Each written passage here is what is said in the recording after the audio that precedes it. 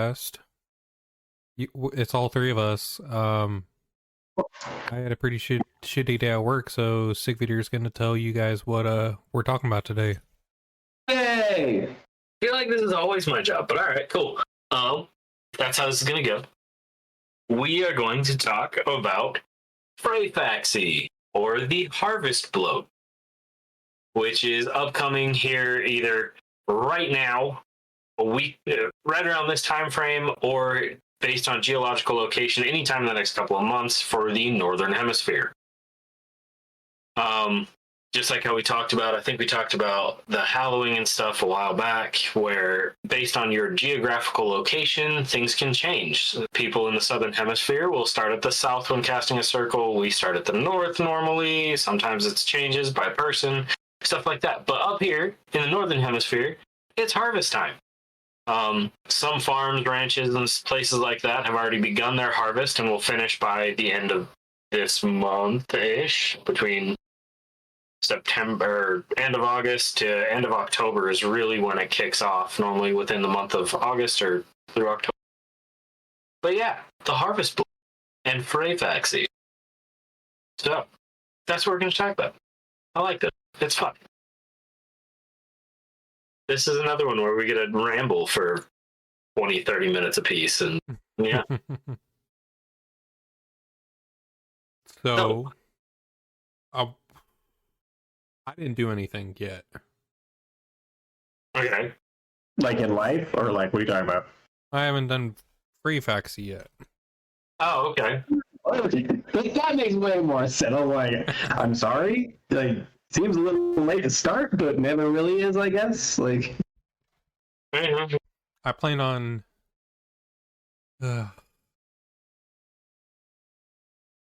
doing it like next month. But yeah, I haven't started one. I have no idea what I'm going to be doing. It might just be a small little thing. Because I'm not a big farmer. Just take a stroll to Stonehenge and see what goes on. Yeah. Yeah, I mean, Secret probably brought it up a little bit earlier. A lot of times harvests too take place in September, October-ish kind of thing, but it depends on what you're harvesting.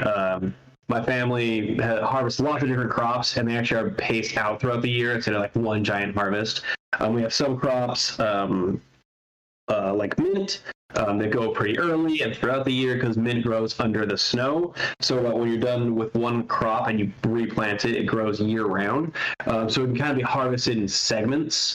And then our onion one is a little bit set later in the year, right before it freezes over, not when it freezes over. Of course, we can't always control that. We've lost a lot of crops to a lot of freezing temperatures. This year was rough for every farm in our community back home for planting. Everyone was late planting, like by over a month. It's been bad because of the extreme temperatures in that climate. So ground's frozen, soil's frozen, snow keeps packing before we even plant. But for now, we are harvesting some things. We're harvesting some mint right now and getting it all ready. So we're taking the mint from the leaf.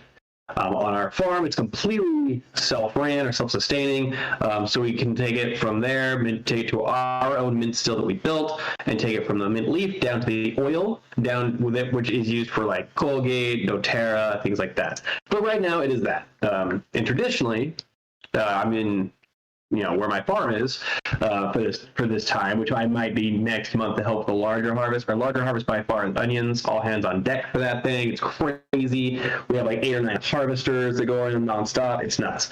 But traditionally, when I'm doing these things, preparing this one at least, I use the Rungiera. Some people would use Algiz, depending on what you're using or what you're doing. I've always known Giera. If anybody doesn't know, it's like the less than sign and greater than sign, like trying to have sex. And so it looks like that. It's like the 69 less than or equal to or greater than equal to in math. There's sesame.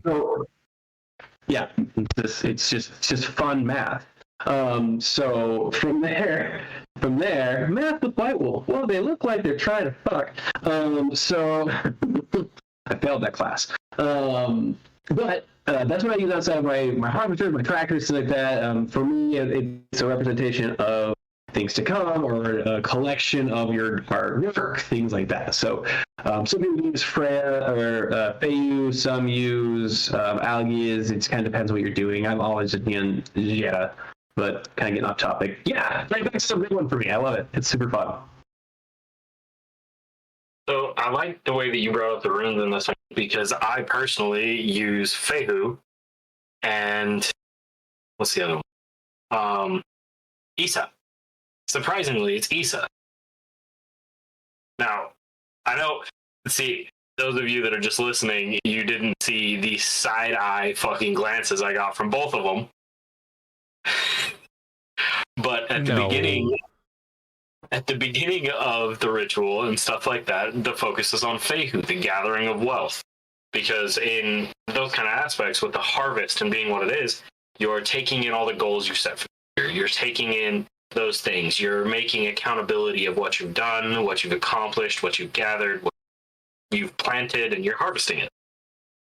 At the end of the ritual, though, because Freyfaxi is one of the bigger ones of the year, with the harvest bloat and being the fall equinox, or the autumn equinox, sorry, Britain, autumn equinox, they get nitpicky, dude. Don't look at me like that. You know I'm right.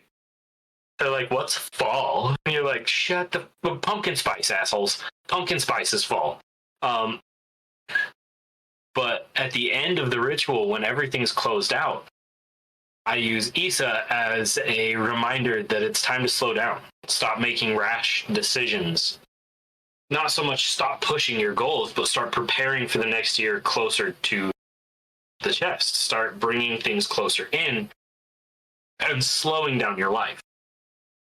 Because with the winter time coming, you'll hear me and White Wolf here shortly. I'm sure we're going to start talking about the wild hunt at some point. I guarantee it, because it's damn near around the corner. So during that time, we always say, don't make rash decisions. Don't jump the gun on things.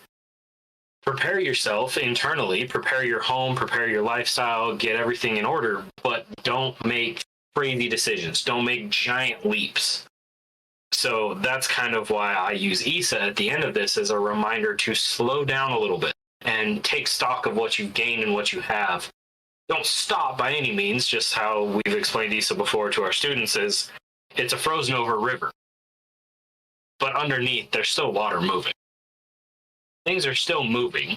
Ice eventually melts. It's not an end-all be-all. It's not the dam that stops everything. No, it's just a gradual slowing down. So yeah, I use Fehu and then Isa. Make more sense now, you fucking side-eyeing bastards? I guess. I suppose it could be used that way. You guys are dicks. But see, now that I explained it, it makes sense, and you're like, okay, yeah. See, and I don't, to your point, you kind of said it too, like, I don't tell people not home like a... What? I try to tell people not to slow it. Oh my god, there's a squeaky toy behind me every time I talk. But during the harvest is not like when we stop. For me, it's winter's findings when we really like kind of call it quits with our goals. But you kind of made it or clear later to not stop really going at that point. During winter findings, when I tell people to stop working on their goals and save it for the next year. Right. Okay, he's being harassed by a squeaky toy and the dog. But anyways, serenaded by a psycho. Yeah, so that's what I usually like. Winter's findings when I usually say, "Hey, call it quits. We'll wait until the next year, the next season to replant, regrow, redevelop." But Freyfaxi is kind of my first like warning of like we're harvesting, we're coming near the end. Like we gotta get it done.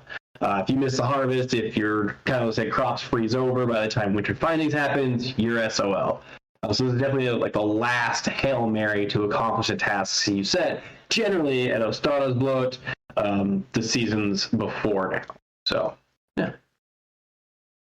But yeah, I kind of want to explain why I got side-eyed. And you guys can correct me if I'm wrong, but it's mostly because ISA is normally considered a detriment. In a lot of ways, people look at ISA and say it's just ice. It's unmovable. It's done. It's stopped. I disagree on that one. But yeah, that's why they gave me the damn side eye when I was talking about a harvest blow. So I was like, time to slow down, boys. It's okay. And they're like, asshole, no. For me, ISA is more of a self-reflection. It's you realizing that you're frozen. And it's time to see why you're frozen. And then either enjoy the frozen lake, go fucking ice skating, or figure out how to thaw yourself. Yeah. See, and I don't disagree because you use the word self-reflection, Yeah. and that's essentially what I'm telling people to do to begin with. What goals did you accomplish? What did you do?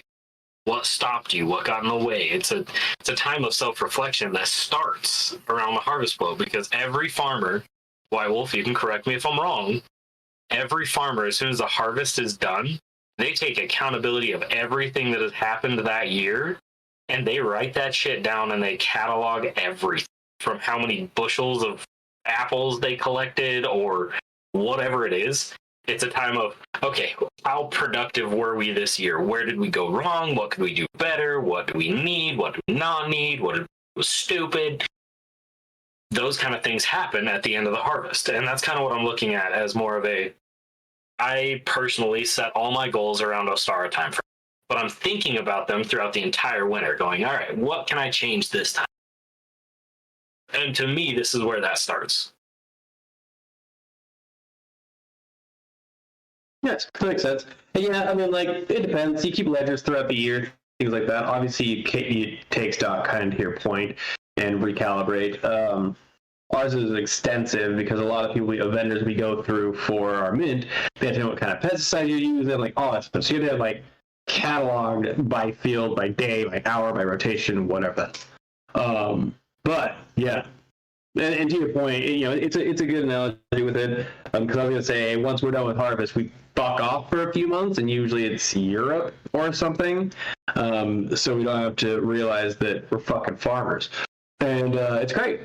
But to your point, that happens after the fact of the recap. Yeah. So you're right with all that. I was saying what didn't work, what fat can we trim, or where do we need to put more muscle or whatever else. So yeah. Yeah, so I'm super big, and I like your use of Yara because it is the cycle. To me, this is just, I suppose, I agree with it because it's not the end of the cycle, but it's the finality of the productive season, in my opinion. So I can see the use of Yara there and the harvest aspect to it, but yeah.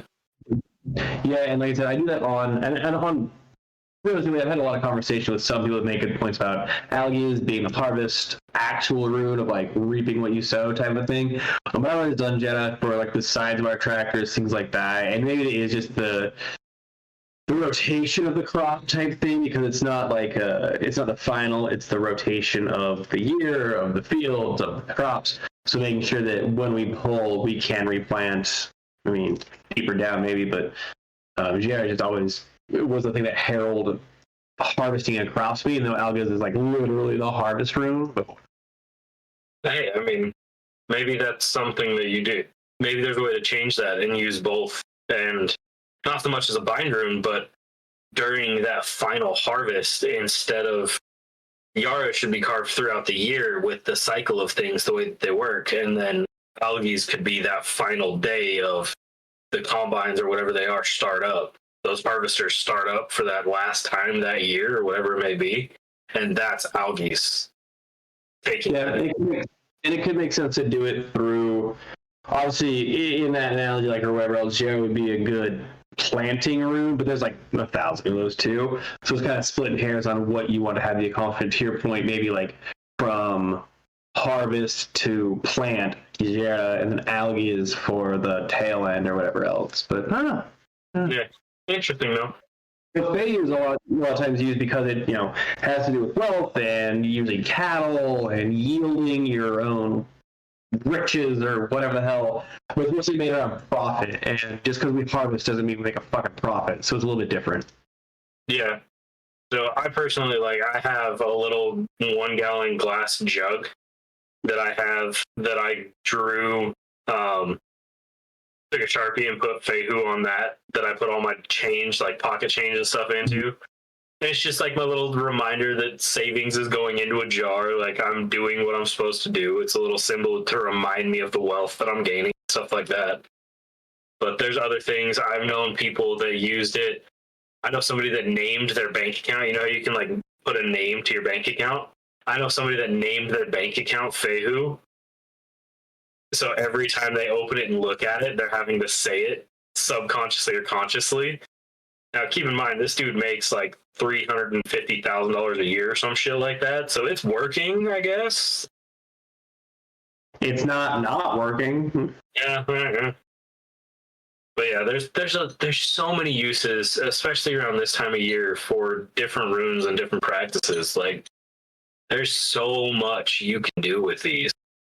Especially around right now, we're not so much focused on the protection aspect as we are harvesting and gathering what we've attained this cycle. So interesting though. It's like it's no longer about protecting the crops. It's more about reaping in the rewards of your hard labor. Or the lack thereof. Yeah, that's true. So I agree with you though. It is that, but there's another side of it. So for the last like 3-4 years, the plan that I'm closely associated to, that I work with all the time, just because they're super local and they're always around, and yeah, they're at my house all the time. I was gonna say that's an understatement. Yeah, they're at my house fucking constantly. Like they will be tomorrow. But every Ostara, the spring equinox, I have them write down their goals. And I have this little box, and I can actually show you the box. Here, hold on. Show and tell. Aw, we turned into that kind of website when Secret Upar started showing his box off on the internet. Oh my god. $5, So and you get to see more. And every harvest float, or every Ostara, they put their goals on a little piece of paper, and I put them in this box.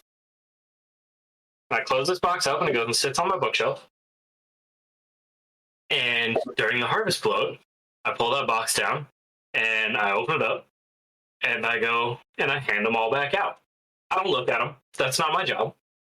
I just keep them safe, and I keep them in a little lockbox, and I encourage them to write them down in other places for them personally.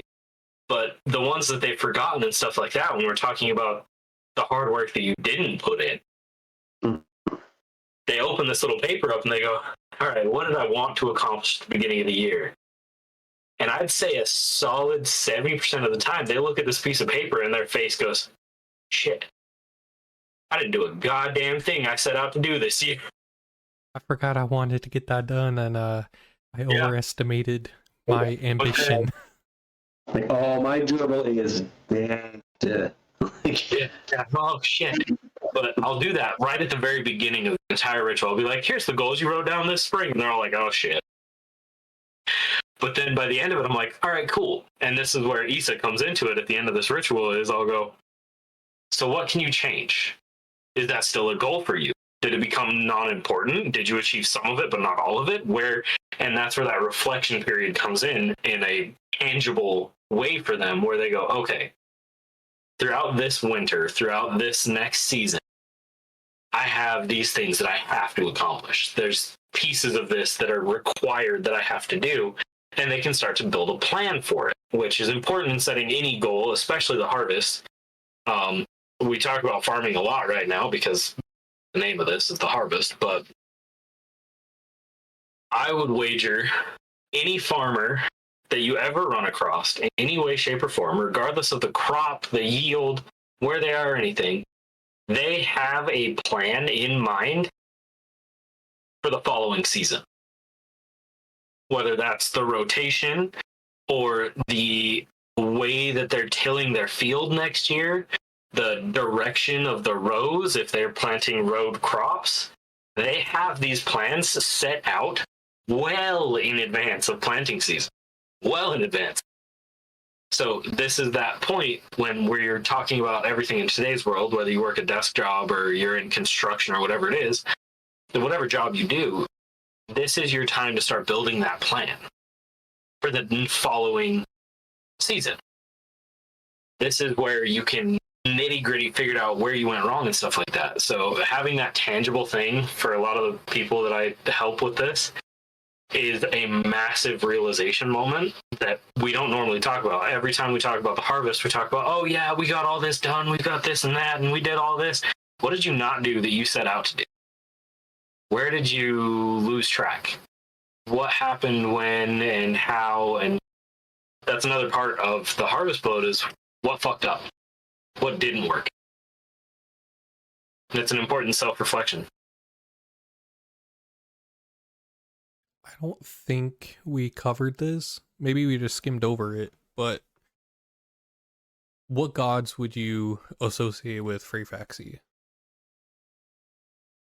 Frey. Obvious. I just wanted to make that cut and clear. So there's other ones though that I would use, but go ahead. Like Frey isn't. Frey is, but isn't the reason. Frey of the horse. Yeah. Like Freyfaxi, the horse. Like yes, like you could do Frey just as much as you could do Freya. Like it's very Vanir, so a lot of names here wouldn't make sense per se to put towards this, but anything a little bit more in the Vanir realm could be celebrated in that sense, and that can be a host of complications or in like certain nuances, like maybe so and so is associated with them, so it makes sense. Maybe a dude's apples pertain to Freyfaxi when she harvests them every year, or whenever she harvests them. There's a lot you can really put into it. I think it depends on what you are trying to, I guess, harvest. Overall, you could absolutely just say Frey. You could do, you could do a whole different aspect of if you wanted a horse. You could use like a different rune of Fredo going into this whole thing. The whole rotation of a horse being behind the actual Freyfaxi celebration or even the harvest itself. Because again, I put Jenna, but I put it on mechanical tractors. I put it on things that move without me using them. So it's its own like horse. So really it's celebrating that kind of that creature, that movement, that able to harvest. If you just say we kind of talked about earlier, oxens, uruks, whatever else, the actual creatures that harvest the crops, unless you're out there hand picking like some people do, but on large farms like that, you're dealing with machinery, you're dealing with horsepower engine literally, and then back in the day, your ancestors, like what was used for it? Was it bulls, oxens, uruks, whatever else? Or was it, the same way that horses help with the plows? So Freyfaxi is a celebration, I think, of the mechanical feature of harvest and using the horses, using these things as kind of a dependency for the harvest itself.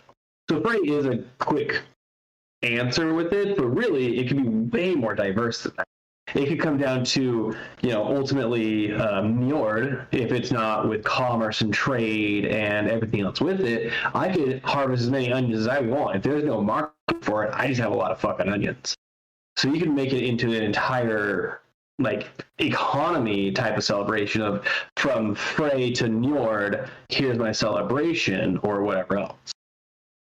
Right. I agree. 100%. That's totally fair. Another one that I think is often not brought into this one that I believe should be is Uller.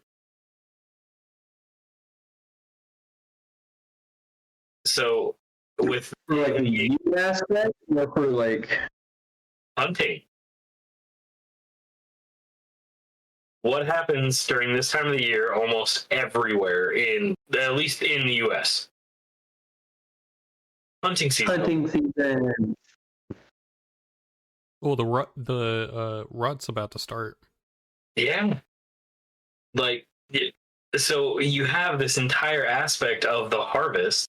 So if you've ever taken a hunter's education, you don't kill an animal, you harvest.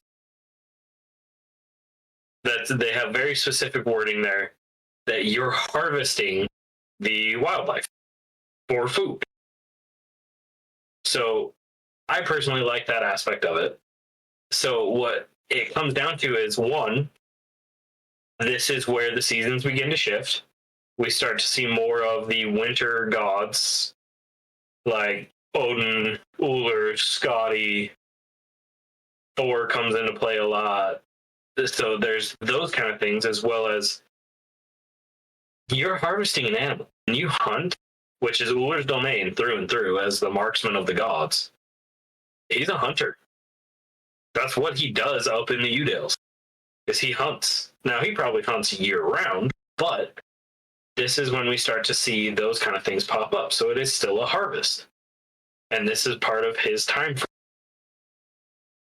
So yeah, that's another one that I would use. I often make offerings to him throughout this next couple of months. One that came to mind to me would be Jord. Thor's mother. Jord? Mother Earth, essentially, what you're talking about, yeah. Yeah. Essentially giving thanks. Like, the overall picture, and I would arguably do it in Alstara as well, because life's coming. I mean, technically you do it anytime, because essentially Jord is Mother Earth. Earth itself, it's the goddess of Midgard. And Thor's mother, so Thor's a protector of Midgard. He's a mama's boy. Mm-hmm. That's something you don't hear every day. No. But I would arguably say Jord, along with, Uller, Njord. I was thinking Ron for a little bit. For deep sea harvesting, like oil and all of that. Because that's her domain. Nord is the more calm sea versus Ron is the bottom of the ocean with their fishing net. I kind of like that. I didn't think about that because, that's... Which then brings in that not just Vanir. I mean, you brought up an Aesir god, but I just brought up a Jotun, which is not common in today's practice of most heathens. Would Ron be... I feel like that wouldn't be oil. That'd be almost dwarven. But like to your point, deep sea fishing, crabbing, whatever else, that makes sense. Yeah. So now I'm trying to think of oil, crude oil. It'd be like... Would it be a combo? I would argue Aegir. Aegir? The deep sea, the depths, the monsters, the things that nobody sees. Well, I'm talking crude oil harvesting, I'm sorry. So like inside the earth. Yeah. Mineral type. So, and I'm trying really hard to brush up on my dwarven history. It is rough at best. We don't have a lot when it comes to dwarves other than their interaction with the gods. I think which is sad. I mean, it's sad on both. We have the same amount of information about the Vanir. Yeah. But like, these are two powerhouse fucking gangs. If we knew more about the dwarves, and then they're the ones that made all these fucking weapons and tools that we depend on to survive or even reclaim from Ragnarok.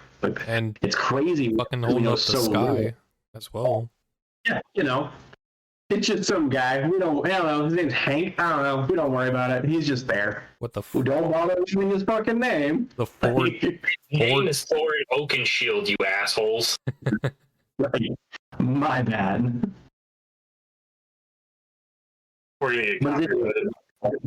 But now I wonder. Now I hope it'd be cool if we had like listeners that were like more on the dwarvish side, or like and could answer the questions of like depending on how you follow what pantheon of our Nordic cultures, what god, goddess, and or hero would attribute to the harvest of a certain mineral. Interesting. Well, if you do follow, reach out so we can get you on. Yeah. I don't think we have you. Holy shit, that is an interesting line of questioning because we don't have like an Aesir. I mean, Thor's like a blacksmith in some instances and can be associated with it in like local area. I would say associated, but not the go-to. The go-to would be the dwarves. Right. Well, there is a blacksmith in Asgard, I thought, but maybe not. Maybe it was Brock, and that's just one of the ones that. No, I think I know what you're talking about. It's part of Broken Sindri? No. It's a dude that forges the weapons for the Einherjar, isn't it? Something like that. Yeah, it has to, yeah. I swear, there's... Maybe it was a dwarf, though. That's what I'm wondering. If it was Brock or whatever, that's still a dwarf.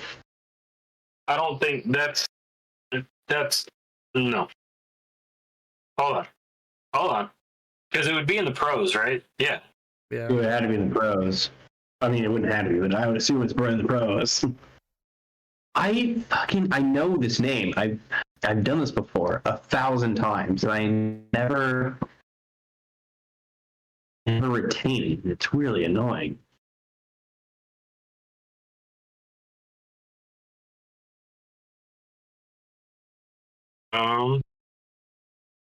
Yeah.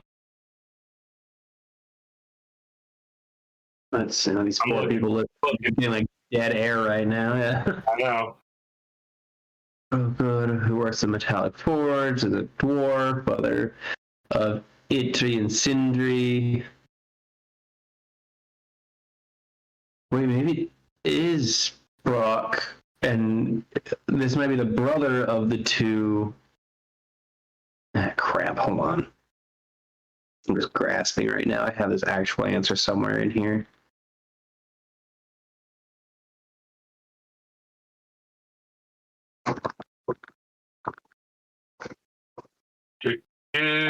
This is so much fun. I'm sorry, everyone that's listening to us. Yeah, we're didn't come prepared, obviously. Yeah, well, how the fuck do I prepare for a question about dwarves that I've never even thought about? Well, when I initially said it'd be interesting, maybe someone proposed to our students, not just to ourselves randomly with dead air. Okay, so we talked about Ish, the god we could use for the focus. What is something that you would give as an offering for Freyfaxi?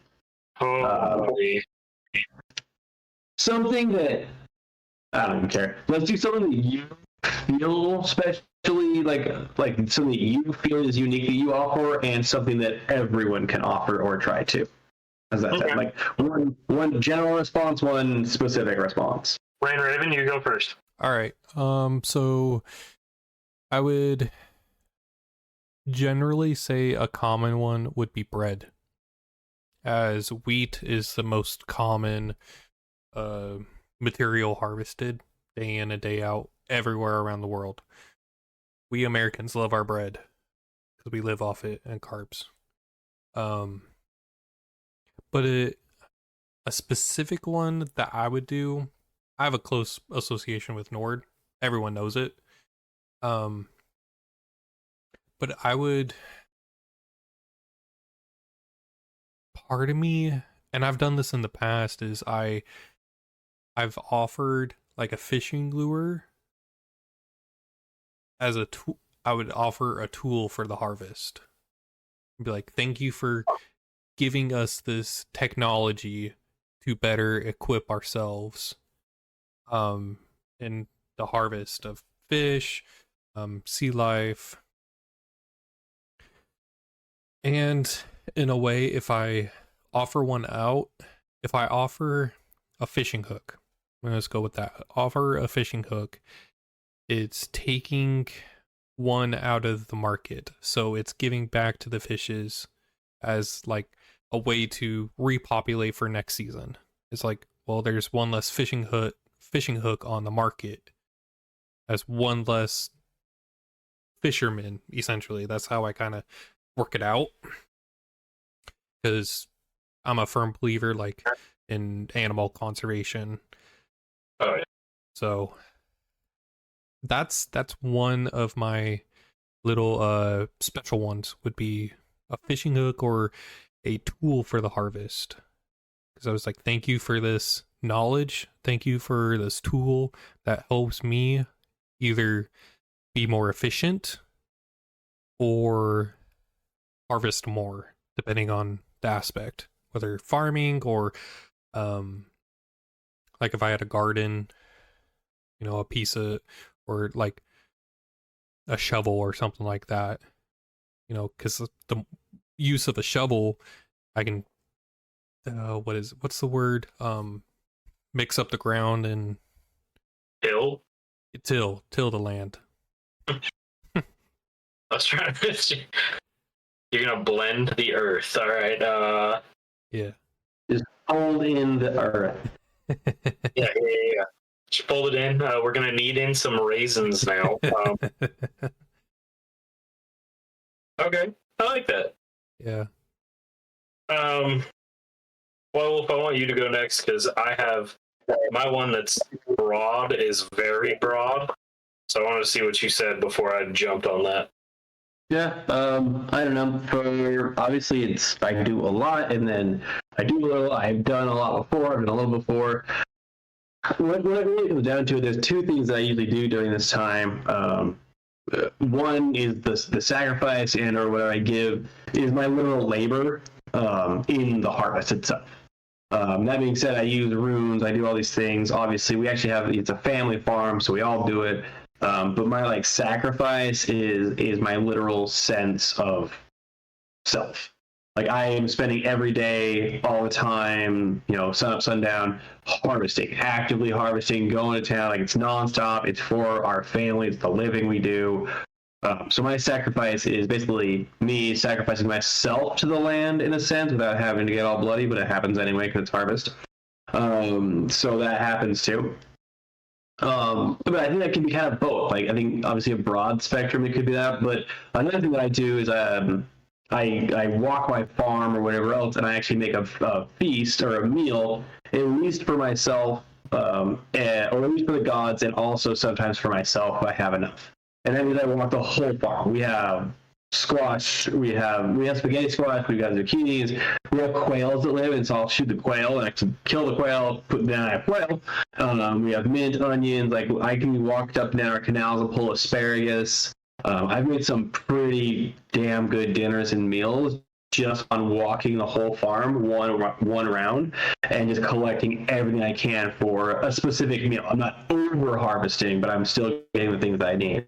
So that it's kind of both. Like, my response is like, each one of them is unique to me, but each one of them anyone could also do in harvesting. If you have chickens, harvest the eggs and do that as a meal for the gods. If you're not doing anything or whatever else, volunteer your time or whatever else for a shelter or some crap. To me, they're both broad, but they're both very specific for me, if that makes sense. So, in a sense, you give a blood offering. Oh yeah, that harvester, that thing, I will bleed every year. But so traditionally and everything, when you do like a bloat, the first meal go to the gods.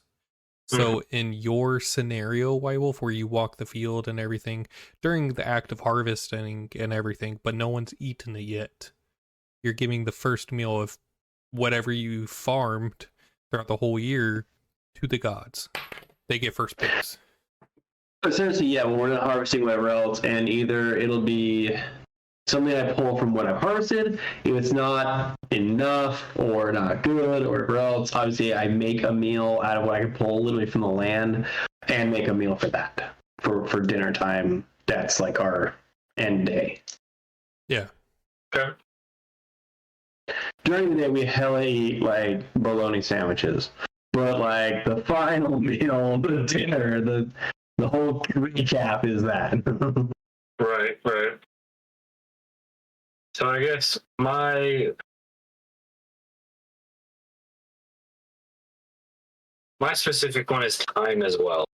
But in reality, what it comes down to is consistent. So I will sit down and meditate my goals that I have for the community at large, what I'm trying to accomplish with the community. And my wife can attest to this, but I will normally sit there and meditate for 2-3 hours at a time. I'll break to eat, and then I go back into meditation during that time, just going over all the things that I've seen happen in the community, the members we've lost due to untimely deaths or just old age, the stuff that's happened throughout the year, the sunderings and new beginnings, and just go over all of that and look at what we've accomplished and what we failed at, and look at it in a perspective of what's coming next. What can I prepare for? What can I change? What can I do better? So mine is time in that aspect. I don't bleed because I'm not working on a goddamn tractor, but You can. I will let you come work a goddamn tractor. For minimum I'm a wage. mechanic now. I'm good. Minimum wage shit. We're gonna give you a bologna sandwich. You're gonna walk away happy. Goddamn it. Shit, that's worse than minimum wage, so you're gonna get worse than minimum results. My farm actually pays out the ass for anybody that helps. We have like the local high school kids, and we pay them like $3-4 cash every day, regardless of the work. So At least you're charitable. hey, In a broad scope of things that I do that anybody could do, what I tell people is when we have the community come out for the harvest for Freyfaxi, it is a bring something from home, bring something you made, shop at a farmer's market, shop locally. If you're going to shop for stuff, like if you're bringing dinner rolls, go to the farmer's market, make them, buy flour there, buy the stuff there. If you're making some kind of vegetable, like you're making pumpkin pie, go buy the pumpkins from a local farmer's market. Go like learn how to do it by hand from scratch from stuff that was produced around. And that can be anywhere. I've had, so yeah, it's just anything local. I've had people make and bring sliced tomatoes, and that was like perfect. I love it. That's great. But they were like, yeah, I grew these in my backyard. And I was like, spot on, dude. That's exactly what I'm asking for. And that's all they had. That was all they could bring. They were like, I couldn't go to a farmer's market, but I picked these tomatoes. I was like, wait, that works. It's not about the message behind it. It's all about the time that went into it. Oh, yeah, 100%. Another thing that I do personally is mead. I make a fuck ton of mead. I actually have, what is it, like 11 gallons right now that's bottled. And I'll use an entire bottle of my mead or whatever I feel necessary that year as an offer. And the amount of time that goes into making mead is insane. Especially good mead. I'm sorry, don't mean to slander anybody, but if you're making mead in like 2 months, you've done something weird. It takes fucking time. The best mead I've ever had was from start to finish was like a 1.5 year long process. So like the amount of time that takes. So that's one thing that I do personally that not everybody might be able to, but personally I use my work and my labor that I've put into making mead throughout the year. And I'll use a bottle of my mead as an offer. Yeah, that's perfect. did you ever have Yellow Wolf speed? Yeah. No. Maybe? It was good shit. He put a lot into it. He was like a 2-time national champion of mead breweries and stuff like that. Like for an actual national championship. It was good stuff, but it was a long process. But that's kind of the whole idea. So that's what I think of it. It's cool. Yeah, no. Traditionally, though, throughout history, because this one's an important one to bring up, this was one of the rituals that blood offerings were made consistently every year. Normally at the beginning of the harvest, if I'm not mistaken, right? Or was it the end? For the blood. So it's usually like planting and harvest, like beginning of harvest. Yeah, okay. So it would be the beginning of the harvest. Animal sacrifices were made during this time. There was a lot of. It was cattle. I actually found my notes finally. It was cattle that were used for that, especially more of the oxen style or the ones that would pull the plows. They would be used as an offering. There was also boars. I've seen some accountings of that. So not wild pigs, but boars versus sows. So the male pig was used as an offering. And then there's obviously the other smaller ones, depending on what was around and stuff like that. But blood offerings were made during this time, very, very selective. There's a lot that goes into the care of the animals throughout that. There's certain rituals that have to be done throughout their upbringing, from birth to death. There's requirements that have to be made. So it's not something that's just like, oh, I'm going to go take a chicken out of my neighbor's yard and give it as not. No, that's not necessarily how that works. I don't encourage theft, nor do I encourage murder of an innocent chicken unless it's cared for properly in the right circumstance. And the animals that were sacrificed were also eaten most of the time. They were used to feed the village as well. However, the finest cuts from the animal were often given as the offering. If the whole thing wasn't used as an offering, the finest cuts of meat, the first, the best, were the ones that were given to the gods, as well as the blood that was normally sprinkled over the field or sprinkled onto the people around as a way of showing frith and community that way. So yeah, pretty good. You guys want to add to that?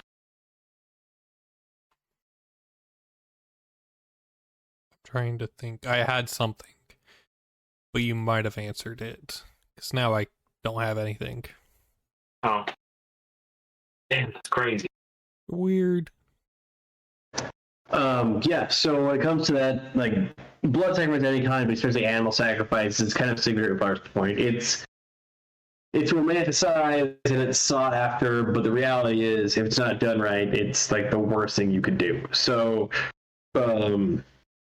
even in my case, even with all that I've done, with the extremes I take things to, whatever else, I don't animal sacrifice. I mean, I'll tell you, I will more often than not say self-sacrifice before animal sacrifice, because, you know, animals don't deserve to be hated on unless they deserve to be hated on. But for me, like an animal sacrifice for like a farm, for planting, for harvest, whatever else, it's at the most extreme part.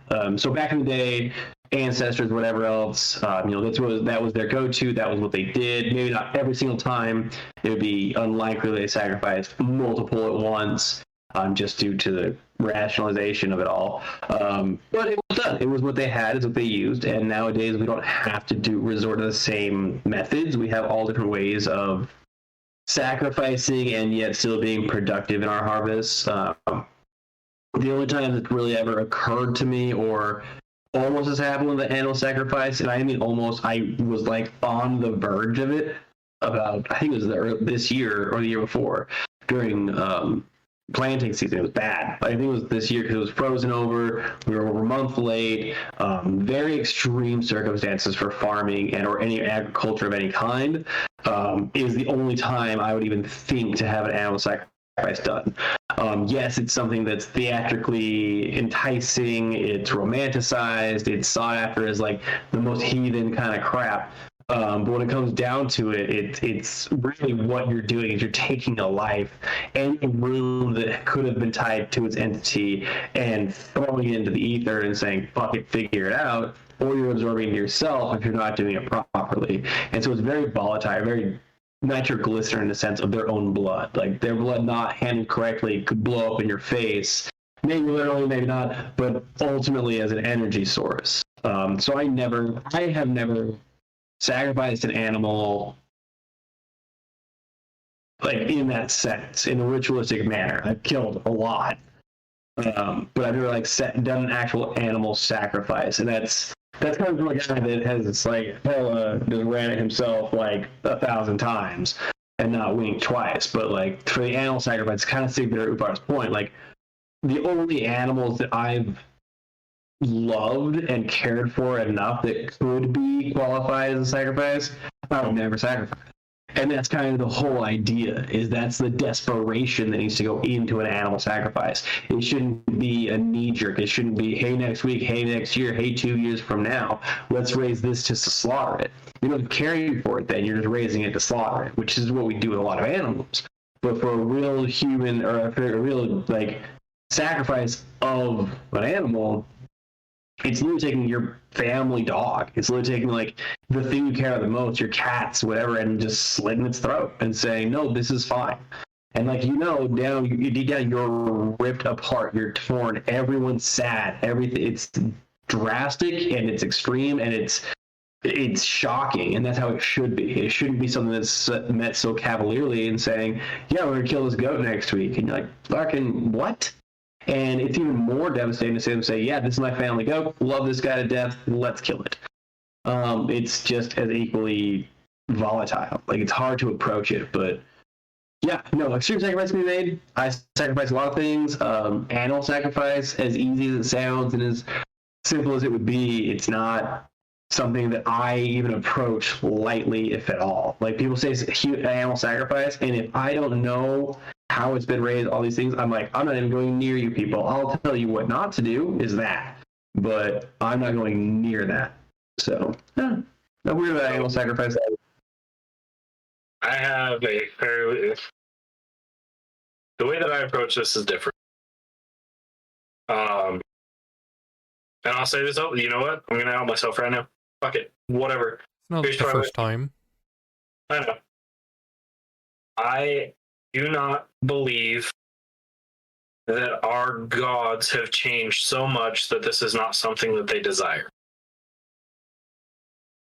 Are you saying that they do desire it? Yes. Oh, right. I don't not believe that either. So while it's this fine balance at this point, where in today's world we don't need that. We can go to Walmart. I think I've said that before on this podcast. We can go to Walmart. I don't need to sacrifice my family goat in White Wolf's hypothetical in order to eat. I'm not at that desperation. However, some people in our greater community are. Some people are at that point. So to me, it takes on a different aspect of I may not, but somebody probably is. Does that make sense? Like, it's. So would you I may not be the point. Animal sacrifice on their behalf? Kinda. Okay, here's another hot one. It's kind of like the Mormons doing baptisms for the dead and saving their soul. Now, I don't want to be compared to that idea, but if yours is like the symbolism behind all the ones that were not ritualistically properly done, type of thing. Would it be like, this is the cleansing of like the bad blood that's been spilled incorrectly? Kind of, but not really. So, yes, that would be part of it as well. But it's more of I may not be starving. I may be financially, economically safe, well cared for. I'm okay. But another member of our community may not be in that same position. And as an Oathsworn Gothi, that irks me. That may be a way that I can help that I'm not able to at the moment, or something that would be frowned upon, and potentially people get chastised for doing it. But just because I'm not in that position doesn't mean I'm going to tell someone, no, don't. Or that I wouldn't help them in that regard if they were in that point. Now, I'm going to ensure that it gets done properly, which is why I haven't done that recently. It's happened before. I'm not going to lie to anybody. I've done this before. But there was a process that's insane. The requirements for it are astronomical. They're ridiculous. But I am not opposed to animal sacrifice in today's world being more common, if that makes sense. Commonality and sincereness are two very different things, though. Exactly. Yeah, That's what I mean. I agree. And I don't think the gods have eased off of what appeases them more or less. I mean, the differences now between here and the ancestral times would be that was just what they always had. Like, their sacrifice wouldn't be like, I've seen people burn actual paychecks in a fire. Like, they didn't have that. They didn't have the same disposable materials or whatever else. So their only disposable that wasn't really disposable was their crops or their animals. So that's why it was so common, because it's the only common they all had was everyone had a chicken, essentially. Like, that kind of mentality of, like, it's not the fact that it is an animal sacrifice, it's the fact that it was their disposable that they could and couldn't live without, and so they'd sacrifice not more than they could give, but they'd sacrifice what precious they had to get more in hopes. So I think the reason the animal sacrifices were just common was the most depicted things, because that's all they had. Outside of that, it would have been like a human sacrifice for every like fifth child. Like, in commonality, they didn't have that. The only common they would have of each other, so to become a human, it would have been like the animal sacrifice in the same society without animals. So I think it was just the most common thing they had. So even the burning of a paycheck to me seems cheap. And I know that sounds super like fuck you about it. And I understand that can be super hard, and I would suffer from that, absolutely. But it just doesn't sound,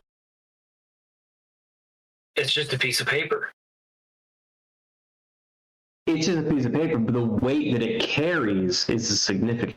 I was going to say like the symbolism behind that piece of paper. Yeah, that's not a piece of paper. That's your electricity. That's your plumbing. That's your food in the fridge. That's literally clothes on your back or the phone being charged next to you. Like, that piece of paper isn't a piece of paper. That's not how you pay things. Well, it's the currency that it represents. Well, it's also the time that went into it to earn that amount of money. I think what you're getting at, it's kind of the same thing of raising a chicken, and burning a paycheck. You raise the chicken to offer it as a offering. Mm-hmm. You did the 2 weeks or the however long the paycheck is, weekly, monthly, whatever.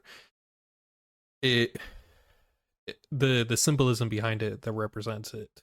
And historically, I just wanted to backtrack on and give my point behind what we're talking about. The current day's animal sacrifice, I think, carries the same weight as a human sacrifice did for ancestral times. It was the last ditch effort. The what? It's like inflation. Yeah. If anything, it would be deflation, because it's not as drastic as previously. Okay, so I understand what both of you guys are saying. I get that. what energy does that piece of paper contain? What energy does that computer contain? What energy do the ones and zeros that make up your bank account contain? Except for the electrical energy to power your computer. I understand you put the time and effort into it, but what life force, what magic, what essence is actually there outside of the time you put? Not to negate that. Some people work a lot of hours and make good money doing it. But where's the substance behind it? Even when we offer food that contains energy, that contains an essence to it, we eat that, it fuels our body. Well, paper is fuel. Paycheck. Do you understand what I'm asking, though? I get what you're asking. The energy and the power behind the paycheck is what we're doing now, what people are able to do. It's the ability to have food to sacrifice. It's paying your bills. It's not just like your bills. It's keeping you alive. What is like? I mean, it's what it's wealth. People beg for. It's not substance. It's basically sustenance. Like it's what we pull from in order to benefit from. Like I can't make you a fucking great dinner tonight if I don't have food in my fridge, if I live where I live. Like, not to say I'm not on my farm doing my own things, but like I can't keep my family warm at night during a blizzard if I don't have heat. It's like offering the stuff that's already harvested during midwinter. Like your own grain yield or your own survivable tactics during winter. Okay. So like the image of burning a paycheck seems lackluster because it's the image of burning a piece of paper. But if it was literally your paycheck, like just tell your job for the next 2 weeks you'll work for free, and then see what happens to your bills and all of your expenses and shit. Like, see what it takes for your survivability to all of a sudden fucking peak and you have to work twice as hard for something you already earned. So it's that like, I get the anticlimactic movement of that. But I mean, that is sometimes more powerful depending on what you make or what you put into it than, like burning your car or killing your cattle or whatever else. Like it's the earned and the developed earnings that you put into life. So it's kind of it's that. I understand that premise of it. Mm-hmm. But who are you making that offering to? Who is that sacrifice to or for? Depending on the meaning of the sacrifice. Yeah, that's personal sacrifice. What did you say? Is it just a self-sacrifice? Like you're just putting yourself in a difficult situation, and because so if it's an offering to the gods, what are they going to do with your paycheck? Well, it's this. I think it would be the same as like cattle. Cattle was wealth. Chicken were wealth. Yeah, you're sacrificing wealth. So and it would be, hey, I need this shit to work. I'm giving everything I have. I need this shit to work. Okay. And that's I see what you're saying. The offering a piece of paper, but I'm with White Wolf, and it's the significance behind it. And that's fine. I think what Samir's getting right now is like, what good do the gods have with your currency? But at the same time, that's the same currency we've had forever. Is what good do the gods have with a boar? They have a pig of endless bacon. True. Like what's, if we're saying this doesn't help the gods, nothing. I mean, like, everything and nothing helps the gods, in my opinion. Like, they're not like, man, I could really use $250. Oh, he burnt a paycheck. Fantastic. That was cool.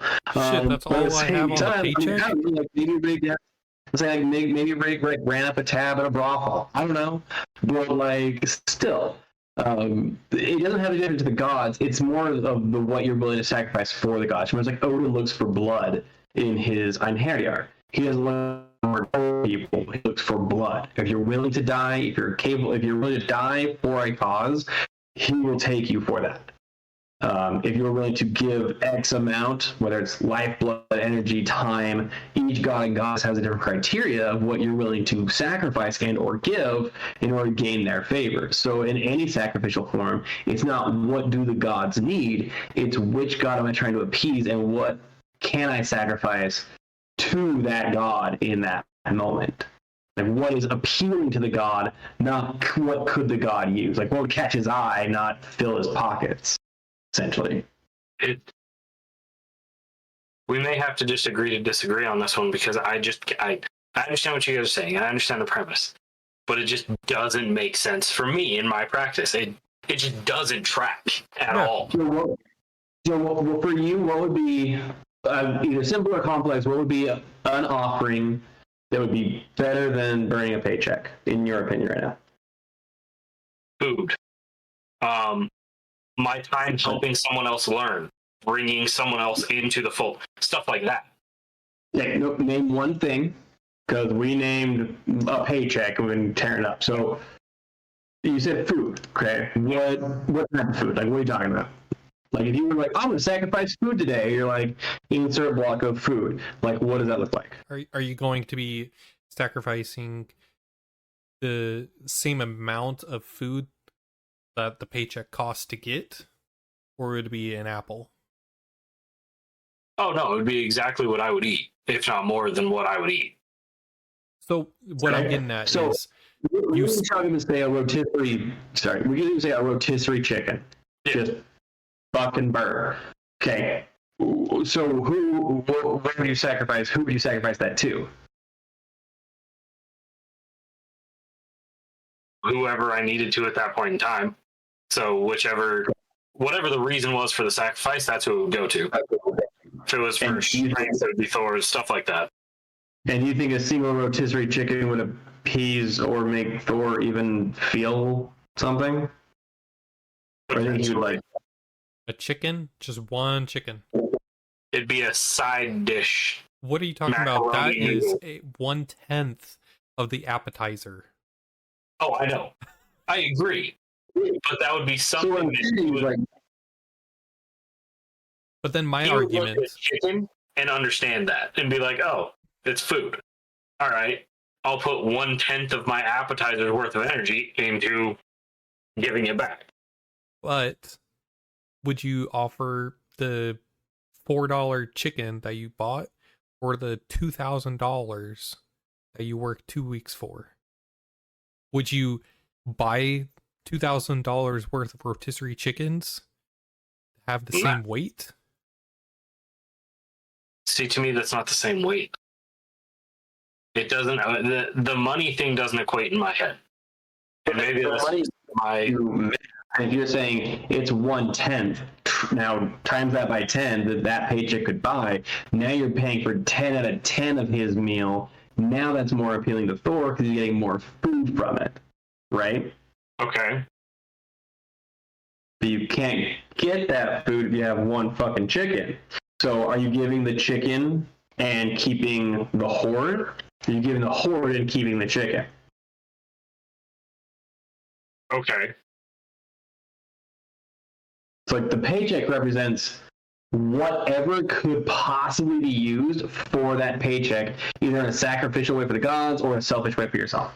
Like $2,000 in rotisserie chicken is a fuck ass load of rotisserie chicken, but a chicken is $4. So like, what's the sacrifice there for you? You didn't raise the chicken, you didn't do anything for the chicken, you went out and fucking bought it, and now you're dropping it at the fucking bottom of Thor's feet and saying, "Eat up, Buttercup. I want to go eat some shit." Just, we're not. If that's what you have, if that's all what you have, it's the meaning behind it. We just cheapen everything that. Oh, I know. That was horrible. Sacrificing your rotisserie chicken would be fucking awesome. It's like the ideal sacrifice to me. Like it's like the real giving. It's super awesome. I've done it so many times. Yeah. We don't need to cheapen all the sacrifices people do or do not do. So what I'm getting at and I just want to hammer this home. Sacrificing the $2,000 paycheck, that's electricity, that's warmth, that's my mortgage. That's actually more. That's my mortgage, and then some. So,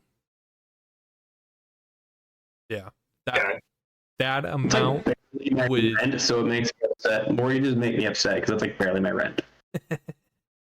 So that is, in a way, I'm giving up and offering my house. Like, I'm risking being late on a mortgage payment. And if that happens so many times, they could evict me. Whatever. Take my house away. Because I'm not holding up my end of the bargain. I'm offering my house, my family's roof over their head, the warmth, and that's why I see the significance behind it. But I also agree that food would be more appealing to Thor, for example. Thor doesn't care about money. All he cares about is slaying Yon's fucking Sif and then eating and drinking. Maybe not after the Locasado, but sure, yeah. Yeah. He probably didn't skip a fucking beat. Probably not. But yeah, no, the symbolism behind it, and that's where I'm with White Wolf. But I see your point, Sigvidir. I don't disagree with it. And I want to say this, that I don't openly disagree with the idea of sacrificing the paycheck. And this is where heathenry becomes so complicated in offerings and what we give and what we do. Because to me, that would mean nothing. It was like, oh, damn, that's my paycheck. I'm an idiot. I just burned my paycheck. I'm stupid as shit. But to someone else, that may be that symbolism. And this comes back to your worth of an item carries far more weight than what the item actually costs. Everything's like Bitcoin and cryptocurrency. It doesn't have value except for what you tell us it's worth. So, like, when we talked about animal sacrifice, it's like sacrificing your family dog. That has so much value to that individual, but the guy down the street that hates dogs doesn't give a fuck about your dog. He does not give a damn. Guys, can we bring a different animal into topic? Yeah, sorry. Oh my god, I'm so sorry. So, your neighbor down the street doesn't give a fuck about your pig, okay? For audio listeners, I had to give back my working dog to the company I am because I'm left. So I came late because I had to give my dog back that I've been living with for 10 months. They're talking about fucking offering dogs, and I'm like, damn, I just did that. Technically, I just offered the family dog for a better life. We can talk about like China and like sacrificing babies or something. Like, yeah, that's fine. I probably feel less into this. Don't do that. Don't bring the conversation right now, okay? I feel less guilty about talking about sacrificing children than dogs, if that makes you feel any better. Okay. Oh, there's a dirty joke, and it was your girlfriend's a child murderer because she kills children every morning with her mouth. Flip and slide for 10,000 children a day. Anyways, so your neighbor down the street doesn't give a fuck about your pig. They don't. They don't give a damn. You told me to change it, Sean. No, I appreciate it. I appreciate it. Parakeet. I don't know. What you said? Some people have pet pigs, okay? They stay in the house. It's weird. I don't know why. My family. Never mind. My wife wants a teacup pig. Oh my god. I Okay, know. anyways. Alright, let me finish this fucking talk. My cousins have pet raccoons.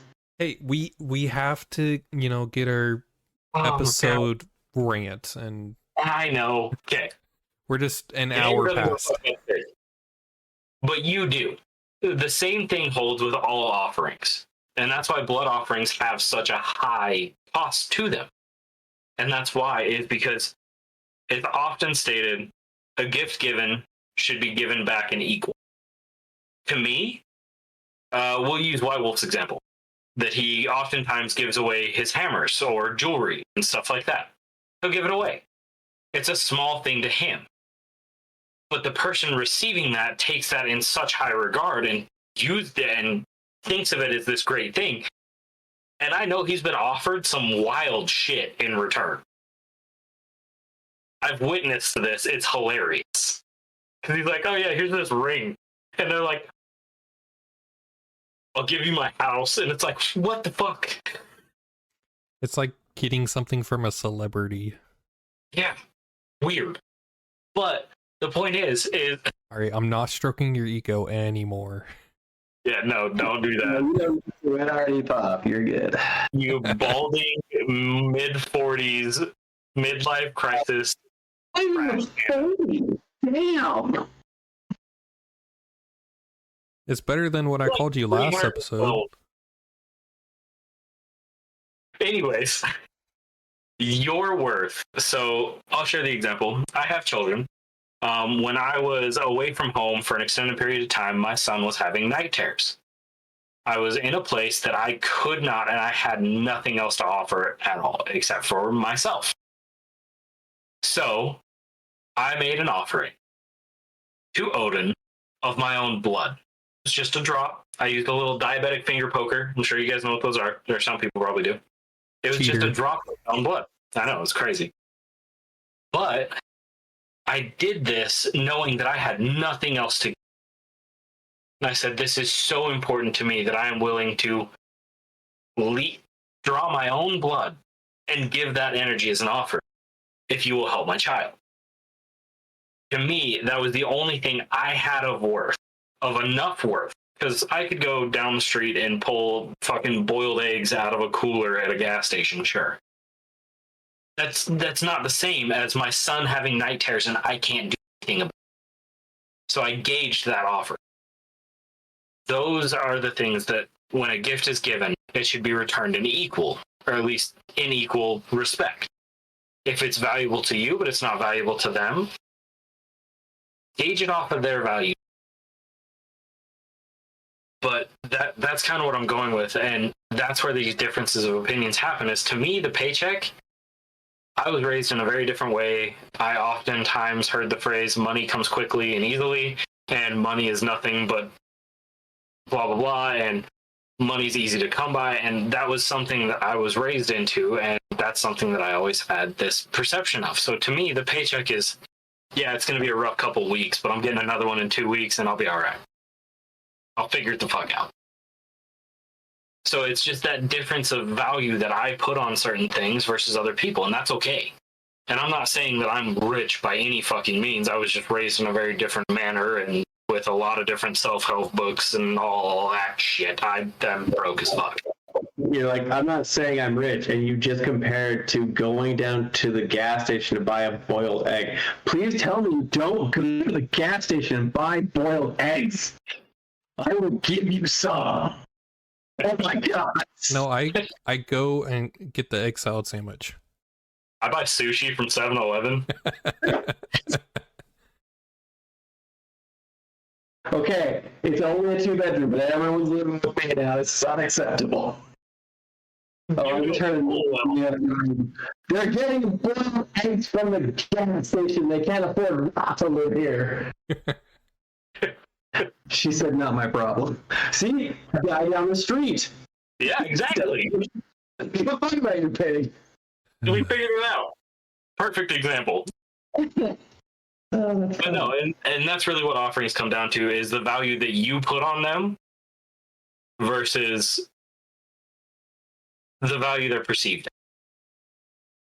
And oftentimes, and I don't say this lightly at all, the gods do, in my personal UPG experience, they do understand when you make an offering, the importance to you that offering is being made. 100%. So if all you have is a 50-cent pack of ramen noodles and that's your offering of food, but that's your last pack of fucking ramen noodles until you get paid in 3 days. They get it. They understand that importance of, I need help. This is all I can give you. That gauge there happens. If that's all I could do is buy the little fucking 2-pack of boiled eggs at the gas station, and I didn't have a way to blah, blah, blah, and I wasn't in a position where I felt it necessary to poke my own damn finger and bleed into a candle, I wouldn't have. And I would have bought boiled eggs. But that would have been just as important to me in that regard. It's like account too. yeah, it's like when we offer water, just pure clean water. You know, water isn't hard to come by. You know, you can go down the stream, you know, boil for a little bit, or even salt water. You know, you boil it, you strain it, and you got drinking water. But it's the significance behind it. You know, it's life itself. Yeah. Sorry, Flint, Michigan. You know, you're still struggling with the clean water shit. Yeah.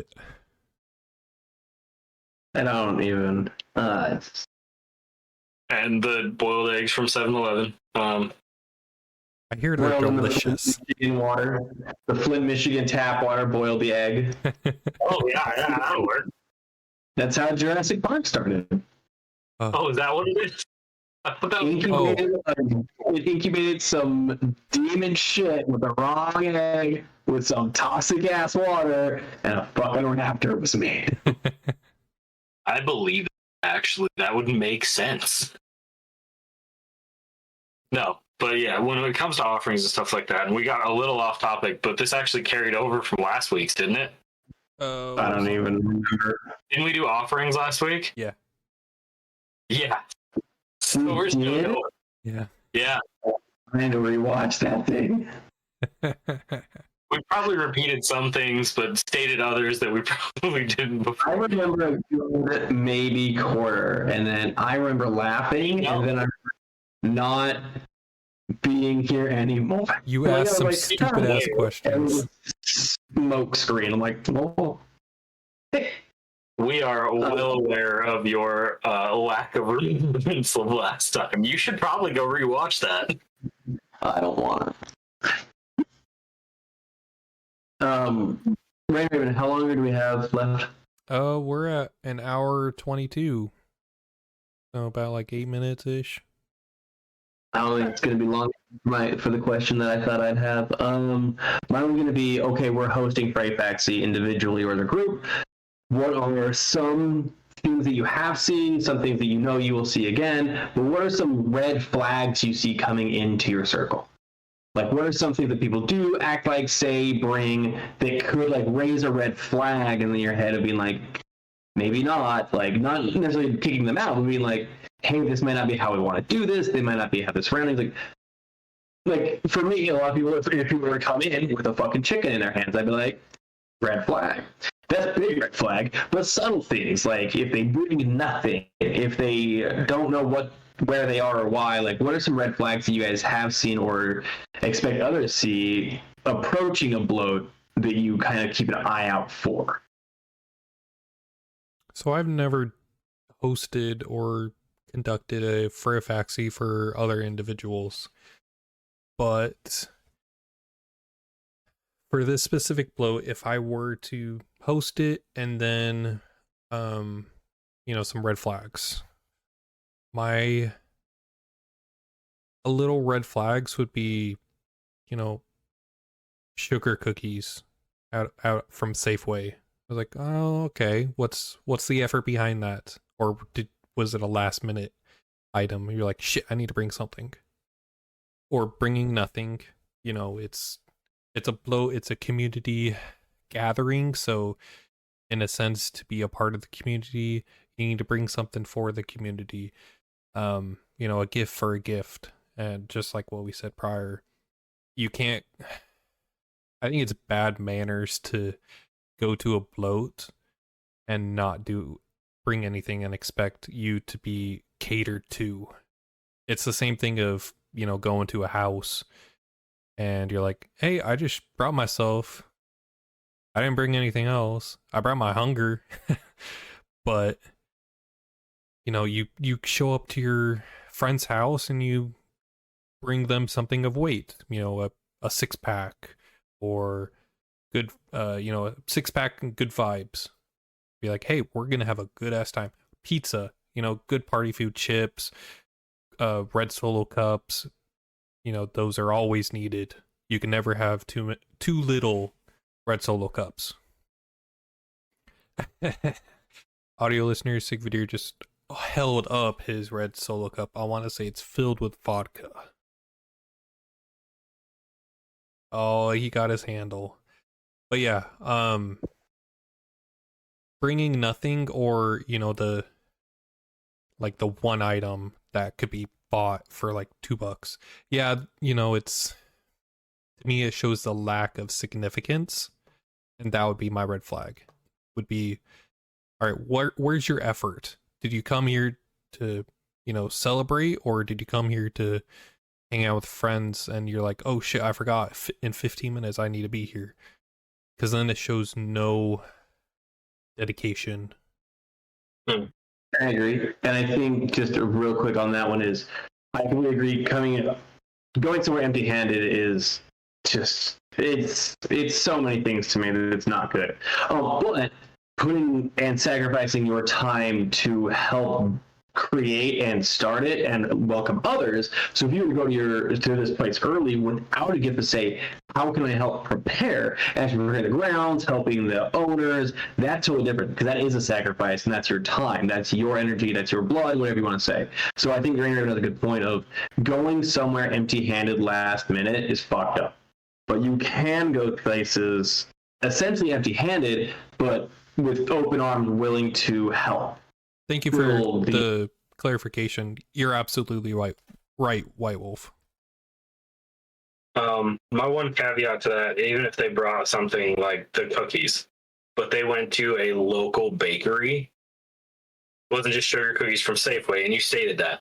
But like, if they brought a loaf of bread that was from a local bakery that is like this artisan fucking fancy ass bread, but it's bought from somewhere local, that is my one caveat to the harvest bloat, is if you buy it local, fair game. 100%. Because that's contributing to somebody else's harvest. That's putting money back into your local community, and I'm totally good with it. Red flag. Fuck. It is a tough one. With this one, it is. That's why I was kind of like, 4 minutes, I don't know if we have enough time, but like, if you saw someone turn the corner or come into your house and you're like, fuck that, what would that be? Yeah, you just filled 5 minutes, so you're good. Okay. All right. So, this is gonna sound terrible, and I don't like this answer, but it's true.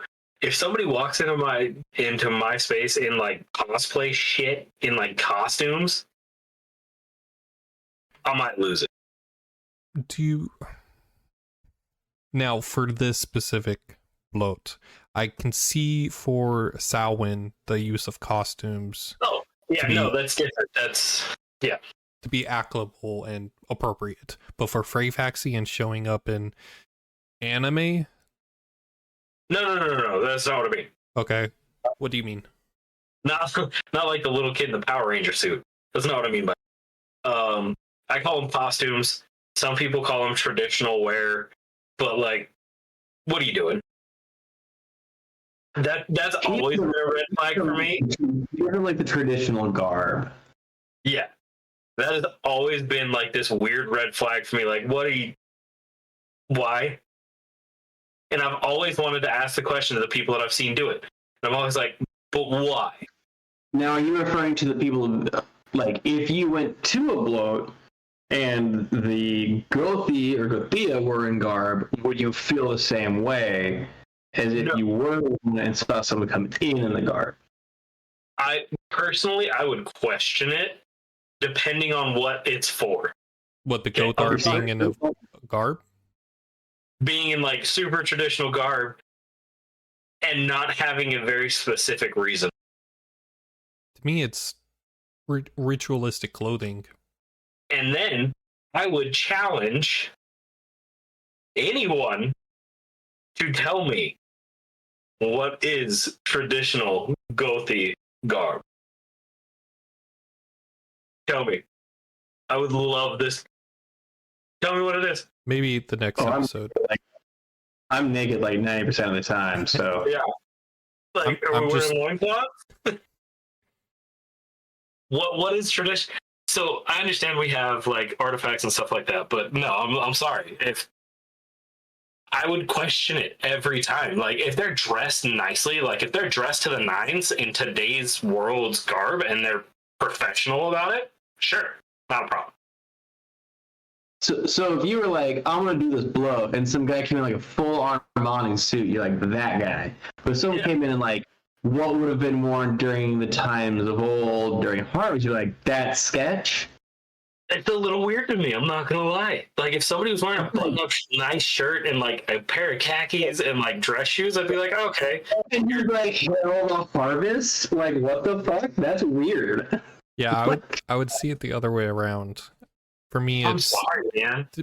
being connected to the ancestors, and going back to the old ways and knowing the old ways versus. I guess I'm a social media manager and I wear suits every day and I manage social media. How does that contribute to the world? It is a real job. Okay. Anyways, I know that's kind of what you do for us, so I'm not trying to bag on you, but it is a real job, but it sucks. No, that one's always just been weird for me, but that's to everything in all reality.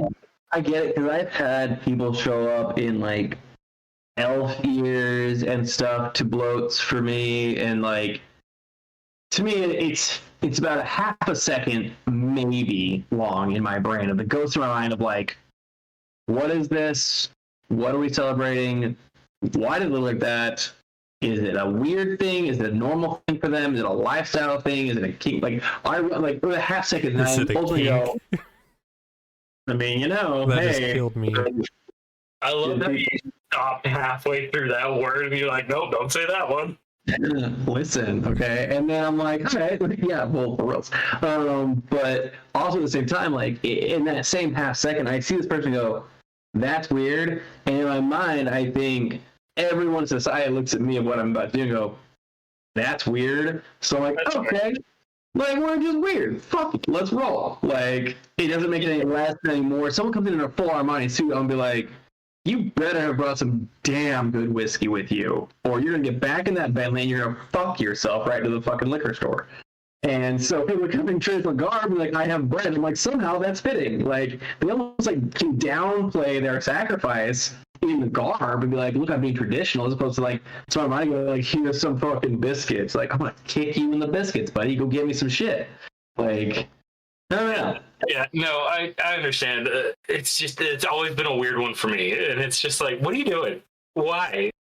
But I understand it. Comes down to their personality with it. If they're like genuine, if they're like, this is, like they're not gonna be like, this is my garb. That's kind of weird. But if they're like, if that's their honest, like you can see if they've been worn, if that's their go-to for bloats, like it's kind of different. But you can tell they're just like trying on threads for Comic-Con. You're like, nah. Like, and that's what I mean, and it's because the culture of that has been more and more common lately with like the Comic-Cons, the different festivals, stuff like that, where people dress up. And for those, I still think it's weird, but do you think? I'm not going to tell you not to. I'm not that type of person. I'm just not. I'll wear jeans and a t-shirt almost anywhere. In your combat boots. And my combat boots, yep. Wear those all the time. Or cowboy boots. I do have a pair of really nice cowboy boots that I love. Shit, I'll just wear my Crocs. Yeah, I bet you will. Okay, so back on topic, another god or goddess that I thought of right before we leave this episode is Sif. With her hair being golden hair, which is associated with grain. Yeah. Fertility. Yeah. I like that. That's interesting. I normally include her in Decibloat, but yeah. Oh, yeah. No, that's I mean, another one. that's, multiple gods can have multiple different bloats, so. And Frey could, because, I mean, in some cultures, even back with our ancestors, outside of Frey would be Thor was essentially kind of a harvest, that kind of same concept, the protector of the lands and the crops. And Sif would have been naturally protected by him, so having the golden waves of grain and Thor protecting them is very Thor Sif-esque. And Yord. Yeah, no, that's a good one. I like it. Well, we appreciate you guys being here with the New Uppsala podcast. We will see you in the next episode as we have nothing planned, and hopefully you just don't hit record and see what happens. Hopefully you come prepared. Only you can find out in the next episode. I think we should play video games. I'm so down. No. Maybe it's like an extra episode, not as an actual. No, we should get a topic and feed our ADHD throughout an episode. Unless we're all like playing the same game, like lobby wise, like we're playing like that Game Beast cartoon wrestling game, or like some stupid ass game, like Jackbox TV together, something like that. That'd be dope. All right. I'm thinking Call of Duty and we'll just fucking crank it, but we could play some Battle Royale. Yeah. We'd have you on a team because y'all don't want this kind of heat against you on that shit. Well, we see you guys in the next one. Maybe we'll play some games, or we'll talk more religious stuff. Who knows? Bye. Bye, guys. Have fun. Hey.